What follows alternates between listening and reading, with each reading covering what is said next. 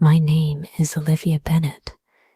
I've spent the last 15 years of my life studying human behavior and relationships as a psychologist in Boston. But it wasn't until I met Marcus that I truly began to question, can love ever be truly selfless? The question haunted me from the moment he walked into my office. His eyes carried the weight of someone who had given everything and received nothing in return. And as I would come to learn, that's exactly what had happened. I remember that rainy Tuesday afternoon in October like it was yesterday. The leaves were falling outside my office window, painting Cambridge Street in hues of amber and crimson, the kind of beauty that makes you forget about the impending winter.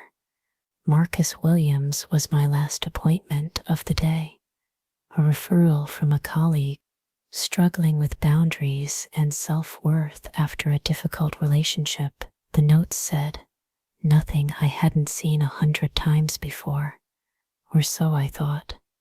When he entered, he seemed to fill the room with a quiet intensity, tall, broad-shouldered, with dark curls framing a face that looked like it had forgotten how to smile. "Don't really know why I'm here," he said after settling into the chair across from me. His voice was low, hesitant. "My friend thinks I need to talk to someone, says I give too much of myself away." "And what do you think?" I asked. He looked out the window for a long moment. I think I don't know how to love any other way." That's when I knew Marcus wasn't just another case of poor boundaries. His story was about to challenge everything I thought I understood about love. Over the next few sessions, I learned about Eliza, the woman who had been the center of Marcus's world for 7 years. She had dreams of becoming a renowned photographer, and Marcus had made those dreams his own. "I put her through art school," he told me during our 3rd session, no hint of resentment in his voice. "Worked 2 jobs, sometimes 3. I wanted her to have everything she needed to succeed." "And what did you need, Marcus?" I asked. He looked genuinely confused by the question. "I needed her to be happy." As our sessions continued, I learned how Marcus had postponed his own education, his dream of becoming an architect, to support Eliza's career, how he had moved across the country away from his family when she got an opportunity in New York, how he had nursed her through a serious illness, sleeping on hospital room floors for weeks, and then one day, she just left, he said, his voice finally breaking. Said she had outgrown our relationship, that she needed someone who understood her artistic world better. The pain in his eyes made my chest ache. "She's with her gallery owner now. They're getting married in June." I found myself thinking about Marcus even when I wasn't at work. His story challenged me professionally and personally. Was his love for Eliza truly selfless? Or was there something else beneath the surface? Something less noble, more human? In our profession, we often see this pattern. People who give and give until there's nothing left. We call it codependency, lacking boundaries, or people-pleasing. We pathologize it. But sitting across from Marcus, I wondered if we were missing something essential about the nature of love itself. During our 6th session, I decided to push a little harder. "Marcus, what did you get from your relationship with Eliza?" He thought for a moment. "I got to see her shine," he said simply. "There's nothing quite like watching someone you love become who they're meant to be." "But wasn't there any part of you that hoped she would do the same for you someday? That she would support your dreams the way you supported hers?" His eyes met mine.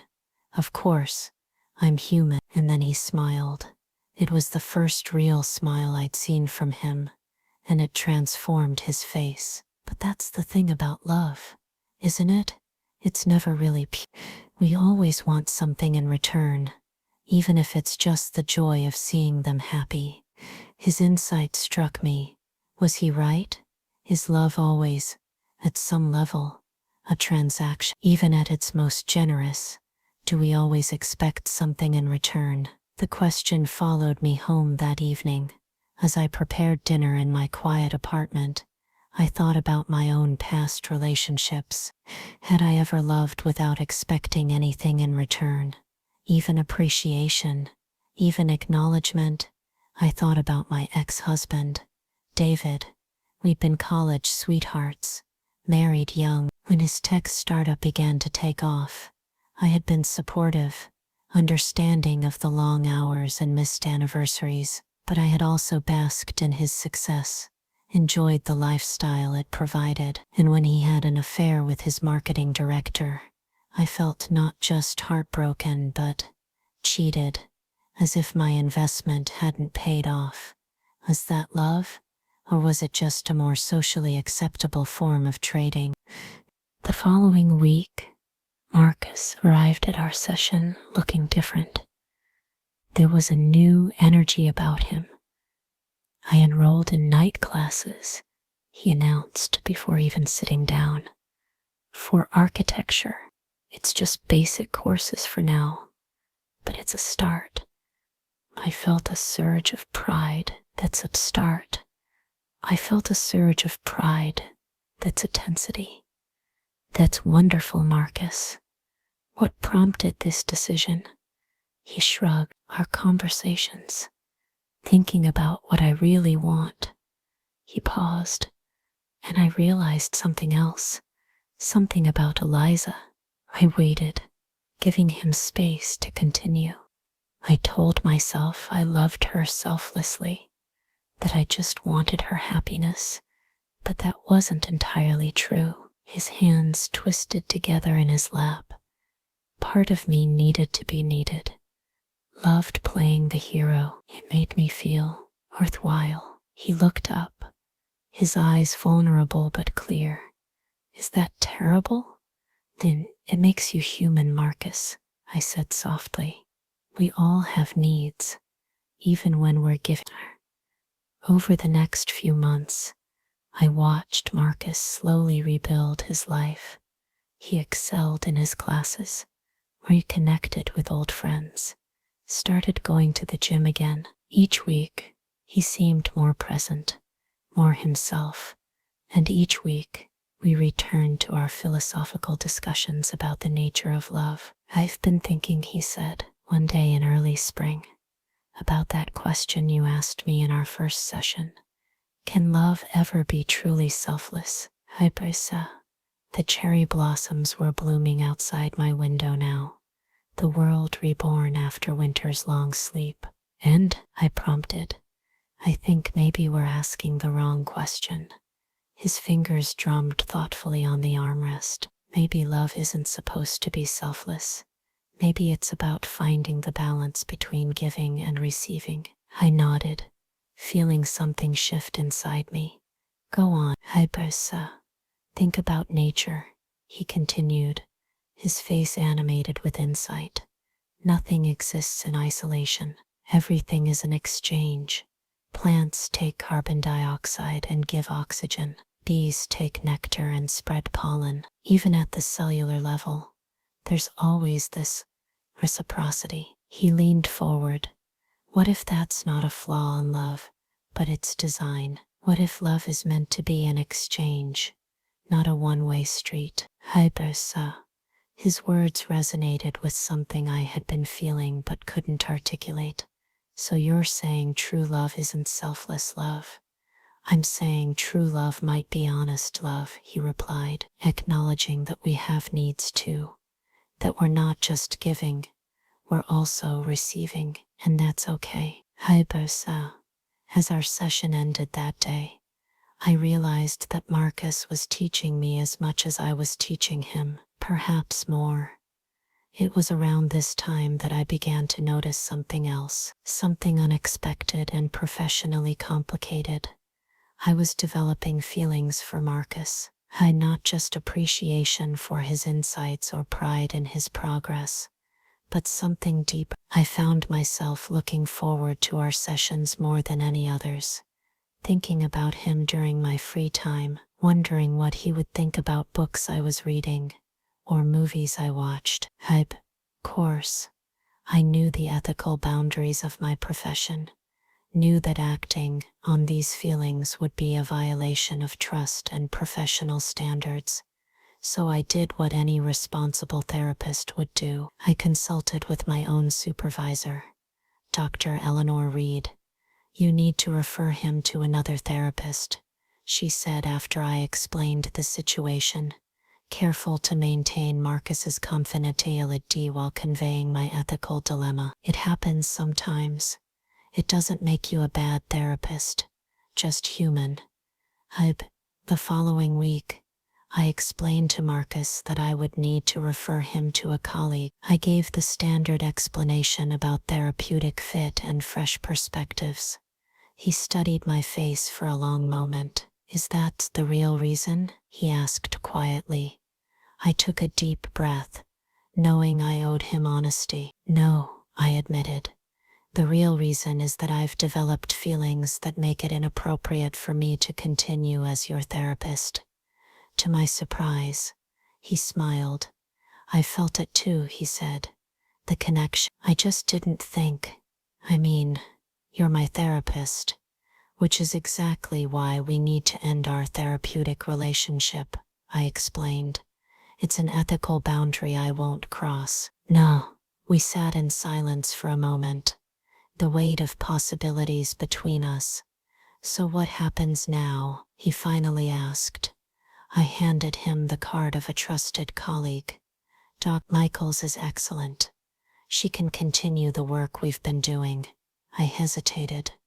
"And as for us, professional ethics require at least 6 months between terminating therapy and any other kind of relationship." 6 months, he repeated, a small smile playing at his lips.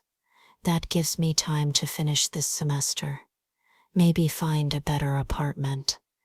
We both knew what was being left unsaid. The possibility that after those 6 months, we might explore whatever this connection between us was. Those 6 months were both endless and fleeting. I threw myself into my work, started writing the book I'd been putting off for years. I even dated a bit. But no one seemed to understand me the way Marcus had. No one challenged my thinking or made me question my assumptions about love and connection. I heard through professional circles that he was doing well, excelling in his studies, working part-time at an architectural firm. Dr. Michaels mentioned casually at a conference that she had a patient who spoke highly of me, and I knew without asking who she meant. Exactly 6 months and 1 day after our last session, I received a text from a number I didn't recognize. "Coffee? Marcus." We met at a small cafe in Harvard Square, neutral territory away from my office. When I saw him walking toward my table, I felt that same flutter in my chest. He looked good, healthy. The haunted look in his eyes had been replaced with something steady and clear. "Dr. Bennett," he said with a small smile as he sat down. "I think you can call me Olivia now," I replied. Wow. We talked for hours about his classes, my book, the films we'd seen and books we'd read in the past 6 months, carefully avoiding the elephant in the room until finally, over our 3rd cup of coffee, he brought it up. "And so," he said, stirring his spoon thoughtfully, "I've been thinking a lot about our question about selfless love." "And?" I asked, curious where his thinking had taken him. I think love can be selfless in moments, in actions." His eyes met mine. "But love itself, as a whole, isn't meant to be selfless. It's meant to be mutual." I nodded, feeling the truth of his words. The healthiest relationships I've seen professionally are the ones where both people can both give and receive, where there's a balance. Exactly. He reached across the table, his fingers lightly touching mine. So here's what I'm wondering, Olivia Bennett. Would you be willing to explore what that kind of balance might look like with me? And the question hung between us, full of possibility. I thought about all the reasons to say no, the professional complications, the power dynamics of our former therapeutic relationship, the fact that I was 8 years his senior, but I also thought about what I had learned from Marcus, about honesty and love, about acknowledging our own needs alongside those of others, about the beauty of reciprocity. And yes, I said finally, turning my hand to intertwine my fingers with his, I would like that very much. What followed wasn't a fairy tale. It was better than that. It was and we moved slowly, both aware of the unique circumstances of our connection. We had our first real date at the Museum of Fine Arts, our first kiss on the bridge over the Charles River. We talked endlessly, not just about love and philosophy, but about our lives, our dreams, our fears. And 6 months into our relationship, Marcus received an offer to join a prestigious architectural firm in Chicago. It was a dream opportunity, the kind that doesn't come along often. And he told me over dinner at his apartment, his expression a mix of excitement and concern. I haven't given them an answer yet, he said. I wanted to talk to you first. And I felt a pang in my chest at the thought of him leaving. My practice was established in Boston. My life was here, but I also saw the light in his eyes when he talked about the projects he would work on, and the possibilities that awaited him. You should take it, I said, surprising myself with how much I meant it. It's an amazing opportunity. He studied my face. What about us? And I reached for his hand across the table. We'll figure it out. Chicago's not that far. We can do weekends for a while. See where things go. Montes' face was one I'll never forget. And surprise, gratitude, and something deeper. You'd do long distance for me. I want you to have this, Marcus, I said honestly. I want you to shine. And in that moment, I understood something profound about love. True love isn't about sacrifice without return. It's not about martyring yourself for another person's happiness. It's about wanting their joy as much as your own. It's about creating space for both people to grow, even when that growth takes you in different directions. My next year was challenging. We navigated time zones and busy schedules, spent small fortunes on plane tickets, learned the art of meaningful video calls. There were moments of loneliness, of doubt, of wondering if the distance was too great a price to pay. But there were also moments of profound connection, of realizing that our relationship had space for both of our dreams. That love wasn't about one person giving everything and the other taking. It was about holding each other's hearts carefully, supporting each other's growth, and finding joy in both giving and receiving. A year into our long-distance relationship, I received an offer to join the faculty at Northwestern's psychology department, a position that would allow me to teach, continue my research, and maintain a small private practice in Chicago. And I told Marcus. He was stunned. You would move for me? I smiled, remembering our conversation a year earlier. Not just for you, I clarified. It's a great opportunity for me too. But yes, being closer to you is definitely part of the appeal.